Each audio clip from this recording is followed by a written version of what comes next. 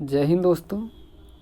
आज हम tense related topic करने जा रहे हैं, जिसमें हमारा प्रेजेंट टेंस ख़त्म हो गया है। आज हम पास्ट टेंस शुरू करने जा रहे हैं।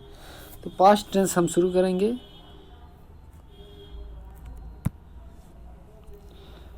तो पहले जान लीजिए कि पास्ट टेंस होता क्या है।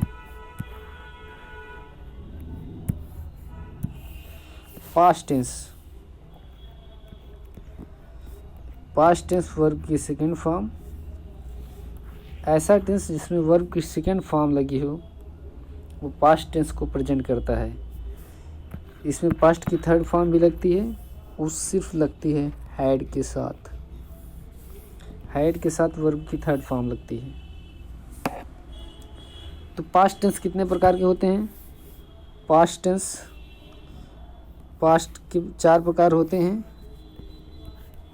पहला simple past, past continuous, past perfect continuous.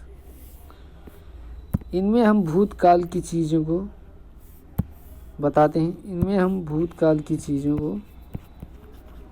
यानी जो चीज़ पास्ट में हो चुकी हैं उससे रिलेटेड चीज़ें हम इसमें डिस्कस करते हैं। तो हम एक एक करके सारे टॉपिक को डिस्कस करते हैं। तो सबसे पहले हमारा आता है सिंपल पास्ट। सिंपल पास्ट ये use to indicate an action completed in the past tense. ये इसका प्रयोग तब किया जाता है जब कोई काम पास्ट टेंस में कंप्लीट हो चुका हो। तब पूरी तरीके से जो काम कंप्लीट हो चुका हो तो उसमें हम पास्ट इंडेफिनिट टेंस का प्रयोग करते हैं। इट ऑफ्टन अकर्स या प्रायः होता है with adverb of times. Adverb के समय के अकॉर्डिंग यह होता है। जो समय का एडवर्ब फॉर्म होता है, एडवर्ब विशेषण फॉर्म होता है, उसके साथ यह होता है ऑकर्स माने होना। तो हम शुरू करते हैं। Sometimes it is used without any an adverb of time।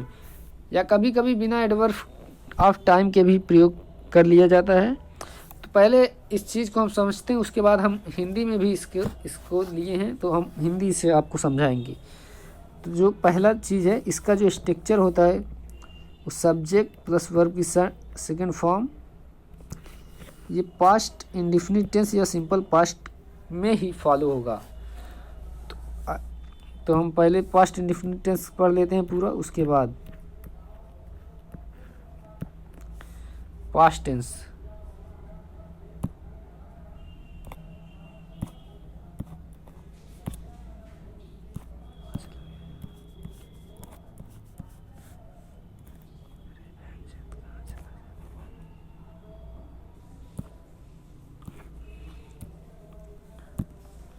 देखिए,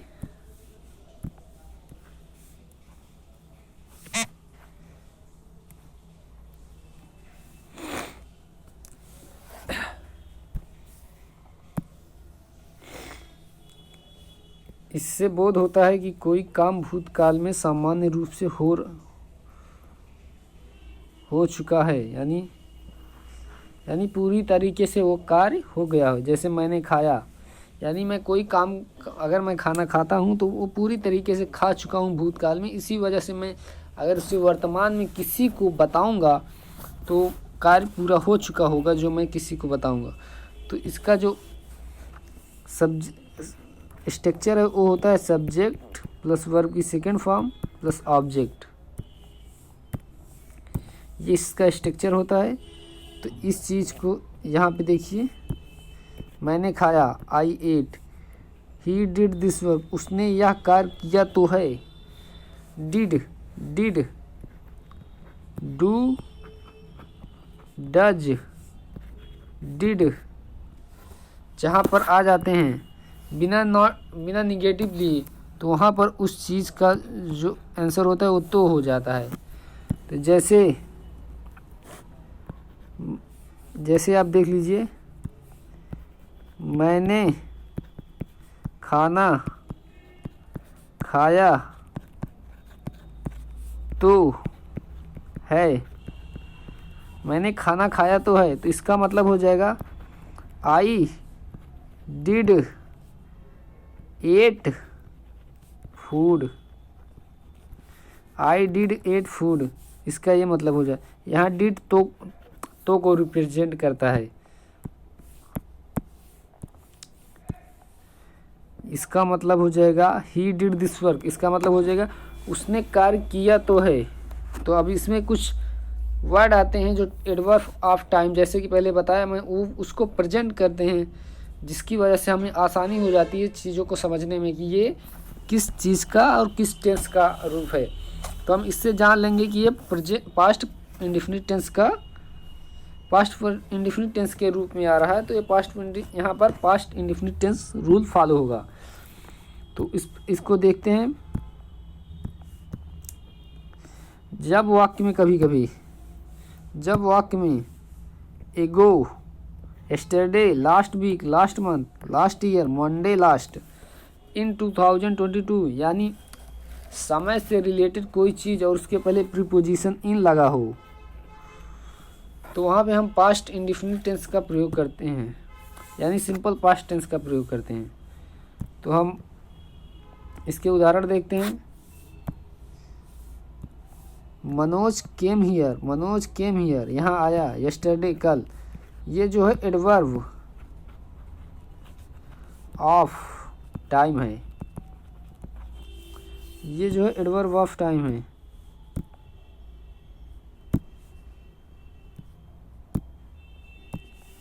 और यहाँ केम जो है ये वर्ब की सेकंड फॉर्म, और हियर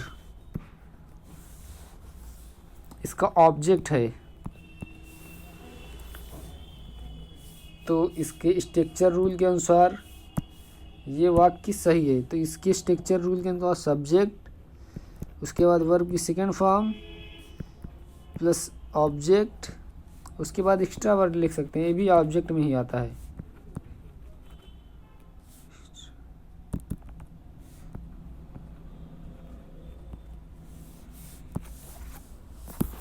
आगे देखते हैं।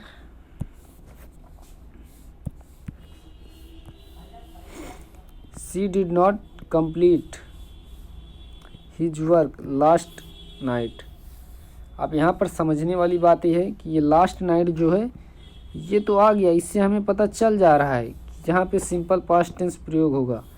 लेकिन सबसे बड़ी दिक्कत ये है कि यहाँ पे डिड नॉट और ये वर्ब की फर्स्ट फॉर्म आ गई। लेकिन हमने बताया है कि वर्ब सिंपल पास्ट टेंस में वर्ब की सेकंड फॉर्म लगती है। तो यहाँ पे जो वर्ब की फर्स्ट फॉर्म आई है ये क्यों आया है? बहुत सिंपल सा लॉजिक है इसका। जब कभी भी वाक्य में did, do, does plus not लगा हो तो उसके बाद आने वाली वर्ब सिंपल यानी फर्स्ट फॉर्म में होगी। ये चीज़ याद रखिएगा। इसलिए यहाँ पे डिड नॉट के साथ कंप्लीट आया है। She did not complete his work, उसने अपना कार्य पूरा कर लिया लास्ट नाइट, पिछली रात को उसने अपना कार्य पूरा कर लिया था। डिड नॉट है तो पास्ट टेंस में जाएगा, तो इसलिए पास्ट टेंस भूतकाल में था, थी, थे का प्रयोग होता है। तो यहाँ पे था होगा, उसने अब पिछली रात यानी कल वाली रात को अपना कार्य पूरा कर लिया था। अब कुछ चीज़ें जब पास्ट टाइम के हैबिचुअल एक्शन यानी आदतन क्रिया, यानी आप जो कार्य डेली करते हो यानी वो आपकी हैबिट आदत बन गई हो, उससे रिलेटेड चीज़ें जब आएँ तो हम उनको पास्ट इंडेफिनिट टेंस में प्रयोग करते हैं। और पास्ट टाइम में की आदत बतलाने के लिए सामान्यतः निम्नलिखित शब्दों का प्रयोग किया जाता है। इन शब्दों का प्रयोग पास्ट टेंस बताने के लिए किया जाता है, जैसे often, always, daily, everyday, week, month, year, etc। अब इसके कुछ उदाहरण देखते हैं।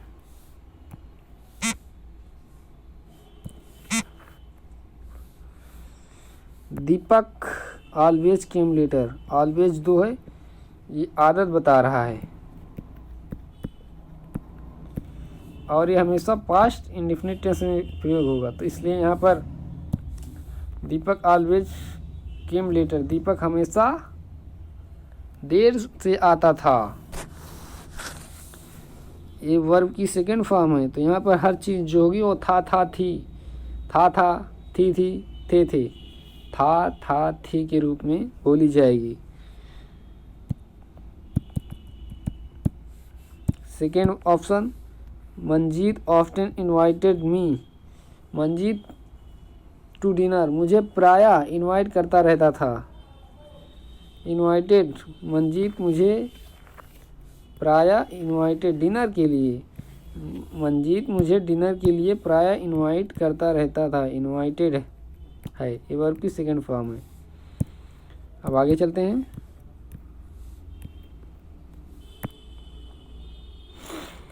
पास्ट टाइम की दो साथ साथ होने वाली क्रियाओं को बतलाने के लिए पास्ट इंडेफिनिट टेंस का प्रयोग किया जाता है। यानी जब कोई कार्य हो रहा हो और उसके साथ एक दूसरा कार्य हो रहा है, दोनों कार्य एक साथ एक ही समय पे हो रहे हैं, तो उस चीज़ को बतलाने के लिए हम पास्ट इंडेफिनिट टेंस का प्रयोग करते हैं। जैसे शी कुक्ड, उसने खाना बनाया। विल, जब the children played, he cooked, उसने खाना बनाया जब बच्चे खेल रहे थे यानी खेले। व्हील जो है कंटिन्यूअस चीज़ों को रिप्रेजेंट करता है। तो यहाँ पर जो प्लेड है वर्ब की सेकंड फॉर्म है, लेकिन हमको व्हील लगने की वजह से इसे कंटिन्यूअस रूप में दिखाना पड़ेगा। लेकिन जो हमारा वाक्य हो वो प्रेजेंट, वो सिंपल पास्ट टेंस में होगा। तो यहाँ पर जो सिंपल पास्ट टेंस है वो शी कुक्ड, उसने खाना बनाया। उसने खाना कब बनाया? जब। वेन का मतलब वेल का मतलब जब होता है। व्हील और वेन दोनों का मतलब जब होता है। जब द चिल्ड्रेन प्लेड, जब बच्चे खेले या खेल रहे थे। It is right, it is not.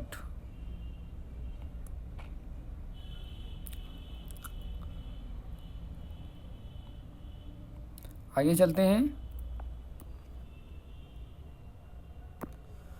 जब पास्ट टाइम की कोई जारी रहने वाली क्रिया के बीच कोई दूसरी घटना घटी हो तो दूसरी घटना को पास्ट इंडेफिनिट टेंस में बनाया जाता है।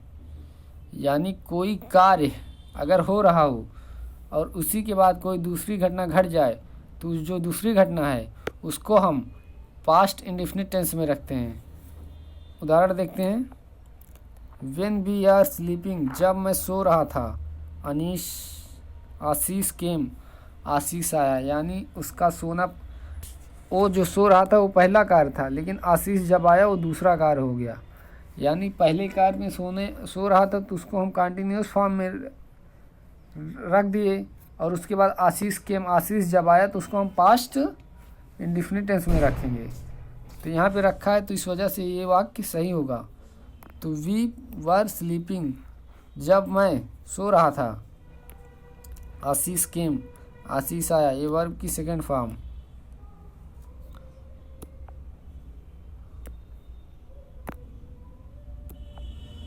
When Babita was watching TV, her father arrived. उसके पिता आए।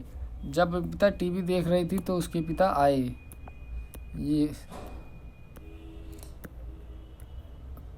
एक बार फिर से रिपीट कर दे रहा हूँ मैं। Did, does, do plus not के साथ वर्ब की फर्स्ट फॉर्म का प्रयोग किया जाता है। और हैड, हैव, हैज, के साथ वर्ब की थर्ड फॉर्म का प्रयोग किया जाता है। अब चलते हैं आगे।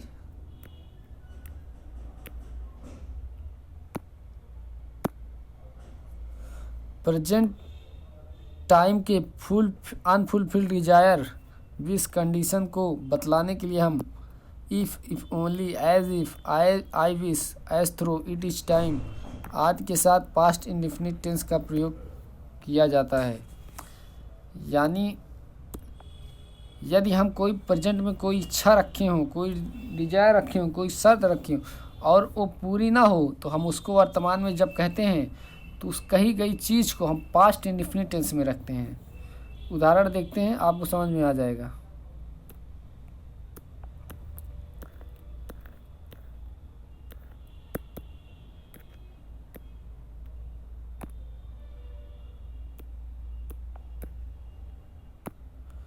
इट इज़ टाइम या उचित समय है, इसको हम जो इट इज़ टाइम है ये चीज़, इसको हम सिंपल प्रेजेंट में बोलेंगे, लेकिन आगे वाली जो चीज़ है वो पास्ट में रहेगी। बोलना हमको सिंपल में है, लेकिन हम रखेंगे किसको, पास्ट इंडेफिनिट टेंस में रखेंगे। सामने ये वाली चीज़ प्रेजेंट में रहेगी, लेकिन इसके साथ जो सब्जेक्ट है उसके बाद आने वाली वर्ब उसको हम सेकंड फॉर्म में रखेंगे। आई होप आपको समझ में आया होगा।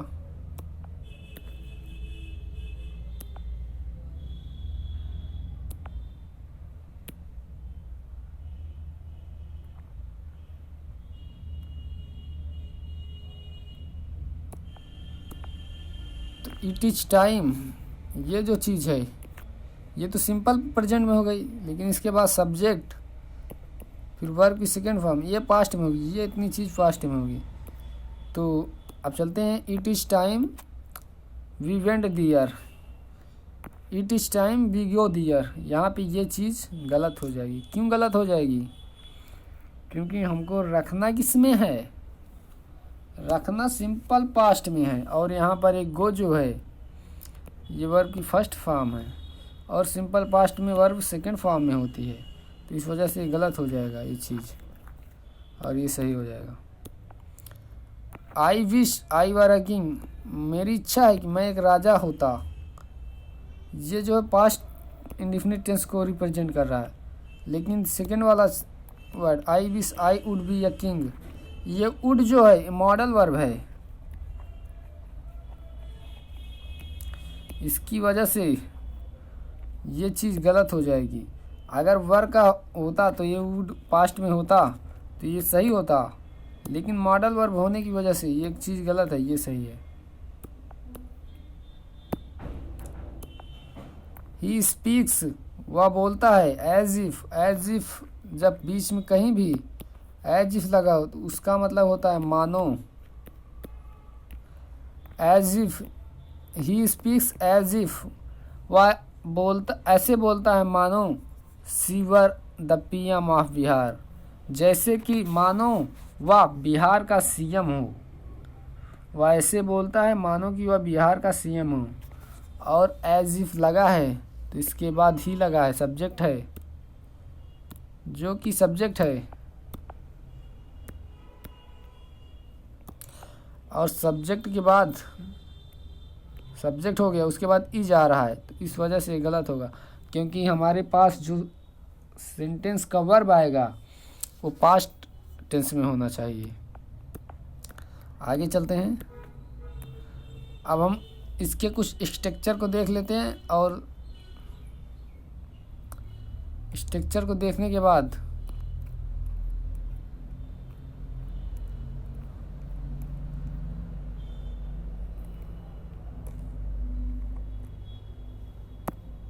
स्ट्रक्चर को देख लेते हैं।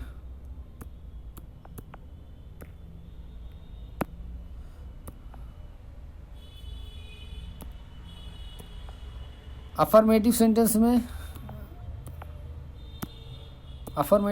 में हम सब्जेक्ट वर्ब की सेकंड फॉर्म प्लस ऑब्जेक्ट इसको रखते हैं। Subject was verb plus complement इसको रखते हैं। वाज वर्ब के साथ अगर वर्ब की फर्स्ट फॉर्म प्लस ing आ जाए तब वह चीज़ कंटिन्यूअस में होगी। लेकिन अगर इनके साथ कोई कंपोनेंट आ जाए, कॉम्प्लीमेंट आ जाए, तो हम ये सिंपल पास्ट टेंस में रखते हैं। इस चीज़ को याद रखिएगा, ये कंटिन्यूअस को प्रेजेंट नहीं कर रहा, ये सिंपल पास्ट को प्रेजेंट कर रहा है। तो अब सेंटेंस देखते हैं। She came yesterday, Pintu left for Kolkata last night, they invited हर।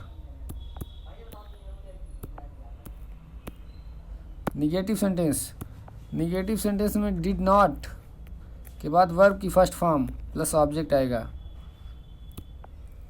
इस स्ट्रक्चर को याद रखिएगा, इसको लिख लीजिएगा। सी डिड नॉट केम, केम केम मैंने बोला, लेकिन केम यहाँ पर नहीं आएगा। क्यों? क्योंकि जो केम है वो वर्ब की सेकंड फॉर्म है और डिड नॉट के साथ वर्ब की फर्स्ट फॉर्म लगती है। तो यहाँ पे वर्ब की first form come is the right, और यस्टरडे आया है तो ये सिंपल पास्ट में जाएगा। Pintu did not leave for Kolkata last night, they did not invited her. आइए चलते हैं।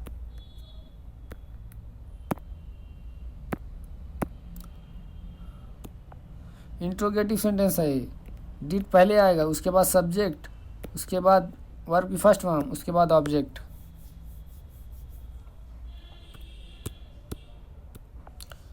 Did she come yesterday, full stop, ये चीज़ बहुत ज़रूरी है। लास्ट में हम क्वेश्चन मार्क लगाते हैं, अति आवश्यक है ये। तो did Pintu leave for Calcutta last night, they did not invited her, did the police catch the thief. Interrogative sentence, interrogative sentence did plus subject plus not plus verb की फर्स्ट फॉर्म प्लस ऑब्जेक्ट, उसके बाद question mark. Interrogative negative sentence में प्रश्नवाचक चिन्हों के साथ प्रश्नवाचक वाक्यों में नकारात्मकता का भी भाव झलकता है, तो इस वजह से इसे इंट्रोगेटिव नेगेटिव सेंटेंस कहते हैं। तो उदाहरण देखते हैं। Example, did she not come yesterday, full stop, did Pintu not leave for Calcutta. इस चीज़ को आप लिख लीजिए, नोट कर लीजिए, देख लीजिए। अब एक चीज़ और बचती है, ये है WS type question. WS type question में जो भी WS से रिलेटेड क्वेश्चन शुरू होते हैं, यानी प्रश्नवाचक वाक्य, उनको हम सबसे पहले लिखते हैं, उसके बाद डिड को लगाते हैं, उसके बाद सब्जेक्ट को लगाते हैं, उसके बाद ऑब्जेक्ट को लगाते हैं, उसके बाद हम ऑब्जेक्ट को लगाते हैं, उसके बाद हम फुल स्टॉप को लगाते हैं। तो example, why did she come yesterday, when did Pintu leave for Kolkata last night, they invite her.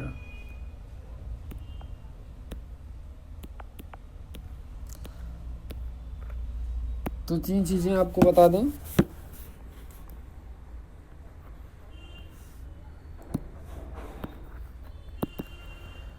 Did के साथ वर्ब की फर्स्ट फॉर्म आती है,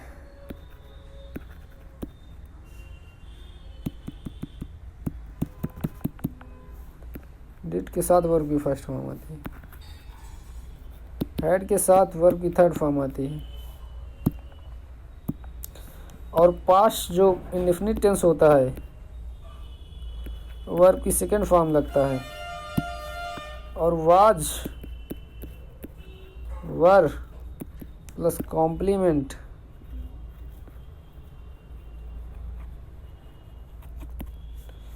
ये पास्ट इंडेफिनिट टेंस में लगता है। बाकी आप क्लास देख लीजिएगा। आपको क्लास अच्छी लगी हो तो लाइक शेयर सब्सक्राइब कीजिएगा। क्लास को लाइक कीजिएगा, सब्सक्राइब कीजिएगा एंड शेयर कीजिएगा। धन्यवाद।